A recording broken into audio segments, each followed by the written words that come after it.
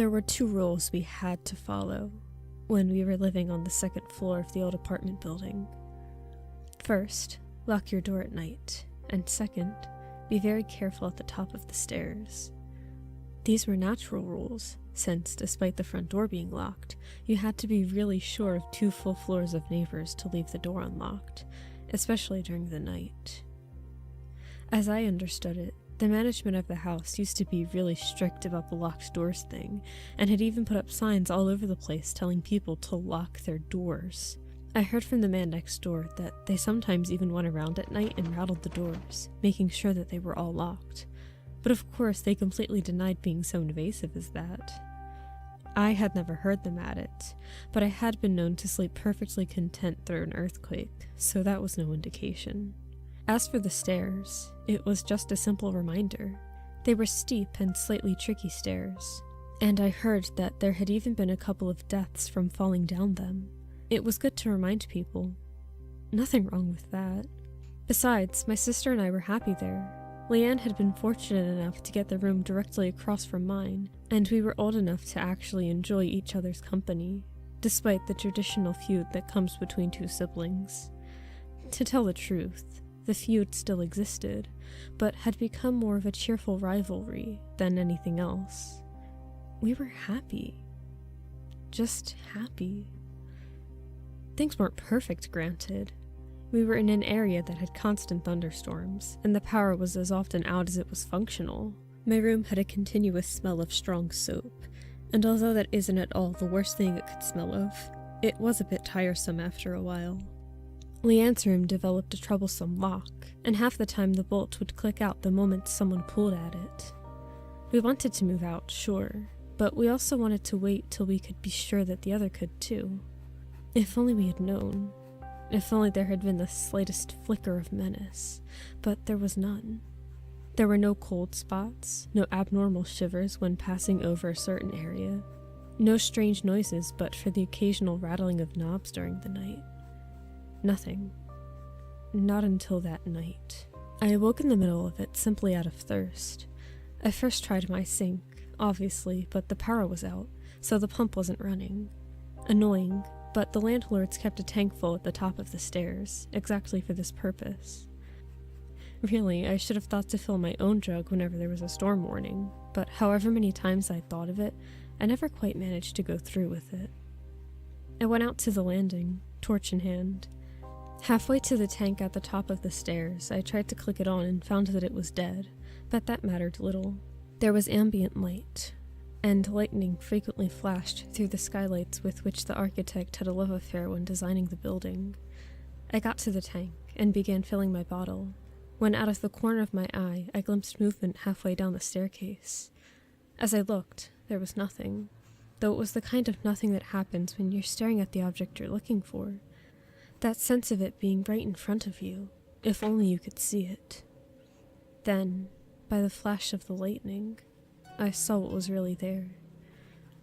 It was crawling. It had to, as it had no legs that I could see. It was like a torso, cut off right above the hips, reaching out with both hands and pulling itself up the stairs, one slow, painful step at a time. Black tatters shrouded it, I suppose, because clothes wouldn't fit right on that thing. It was shrouded in the black tatters, and where they failed to cover, blank space showed. Not black, and definitely not white, but rather a simple absence that I still cannot think of without my stomach rising in protest. This space was not empty, as the vacuum beyond our planet is, but rather it was less than empty. It was hungry. It sucked in. It was the opposite of all that was material and physical. Then the lightning flash faded, but I could still somehow perceive its shape, continuing up the stairs. Even as I turned to run, another flash lit the room, and as though it had sensed my intent to flee, it lifted its head and... I'm sorry, but I will not set to word, neither spoken nor written, my full description of its face, for lack of a better word. It was simply all that a face should not be, and since this time, There has been no sight so horrible, so fearsome, so terrifying, that has impressed itself upon me in the least. For how could it compare? That is the one triumph, I suppose, that I bring from that night, out of all of its horror. I shall never again be cowed by the sight of evil, for the worst done by man is but the palest reflection of this visage that faced me then. I ran. What else could I do? I ran to my room as fast as I could and began fumbling with my keys, all the while becoming aware of a faint, slithery drag, thump coming from the stairs. How far up could it have been? Halfway? 2/3? How many steps did it have left? Finally, I forced my key into the lock, yanked the door open, dove in, locked it again, and collapsed, the adrenaline suddenly gone. I had no time for introspection. However, as I suddenly realized that I could still hear the thing, now up on the landing, it was still crawling. I could hear the hand-over-hand slither of it as it came straight to my door. The handle moved. It rattled for a moment, then went still. Even as I started to let myself relax, I heard the door of the next room over rattle, but it too was locked. I heard it go down to the end of the hall, rattling each door in turn, testing the locks. I sat and prayed that none of the other tenants had left their door unlocked, leaving themselves open to that terror.